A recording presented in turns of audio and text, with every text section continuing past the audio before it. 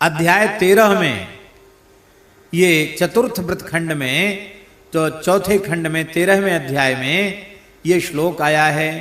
जो मनुष्य भक्ति पूर्वक कृष्ण जन्माष्टमी व्रत करता है वह अपने करोड़ों कुलों को पवित्र कर लेता है और अंत में भगवान विष्णु के धाम को जाता है। अष्टमी बुधवारे च सोमे चैव द्विजोत्तम रोहिणी ऋक्ष संयुक्ता कुलकोटि विमुक्तदा। अष्टमी भादों कृष्ण पक्ष की अष्टमी तिथि हो और सौभाग्य से बुधवार का दिन हो अथवा सोमवार हो, सोमवार की भी महिमा है, और रोहिणी नक्षत्र हो। सप्तमी विद्या जन्माष्टमी व्रत का बड़ा निषेध पद्म पुराण में किया गया, स्कंद पुराण में भी किया गया।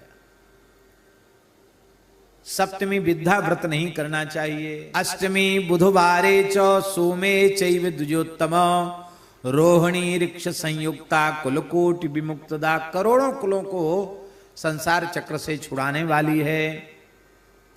महापातक संयुक्ता करोति व्रतमुत्तमम सर्व पाप विनिर्मुक्ता चांते याति हरे ग्रहम। महापाप से युक्त इस उत्तम व्रत को करते हैं वे संपूर्ण पापों से मुक्त होकर अंत में भगवान के धाम को जाते हैं।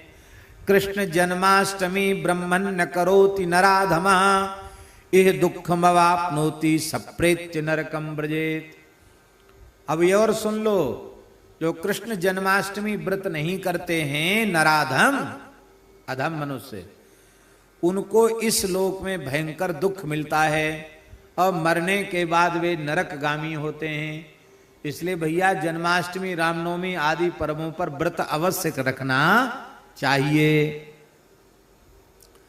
बोले तो चलो ठीक है, पुरुष करें व्रत माताएं न करें? बोले नहीं।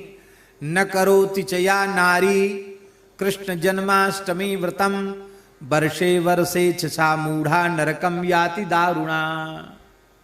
जो नारी कृष्ण जन्माष्टमी व्रत नहीं करती है उसे भी दारुण नरक भोगना पड़ता है।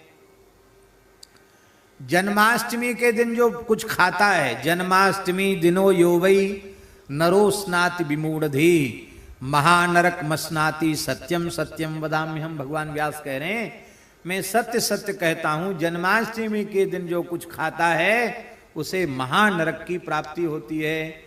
इसलिए जन्माष्टमी को कुछ भी ग्रहण नहीं करना चाहिए। जन्माष्टमी व्रत का विधान ही यही है, खाना पीना कुछ नहीं है। हाँ जल पी सकते हो पर कुछ खाना नहीं है, तभी व्रत माना जाएगा, नहीं व्रत नहीं माना जाएगा। अस्नाति, इसमें यह नहीं लिखा है कि फलम अस्नाति या अन्नम अस्नाति, खाता है, कुछ भी खाता है, मुंह से कुछ भी ग्रहण करता है वो महानरक मापनोति।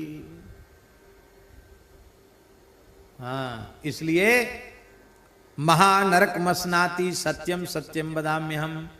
व्रत का पारण ही होता है पंचामृत से। भगवान का स्नान के बाद जो पंचामृत मिलेगा उससे पारण होगा। दूसरे दिन आहार प्रसाद ग्रहण किया जाएगा। लोग कहते भगवान का जन्म हुआ हम क्यों भूखे मरें? अरे राम राम, ये नहीं। इससे चित्त की शुद्धि होती है, व्रत से उपवास से चित्त की शुद्धि होती है। शुद्ध चित्त होगा तो भजन में मन लगेगा। आप ठीक से व्रत करो, 12 बजे तक बिल्कुल नींद नहीं आएगी आपको। रात्रि जागरण का विधान है और दूसरे दिन आपको नंदोत्सव मनाना है, खूब चकाचक भोग लगाओ, खूब खाओ।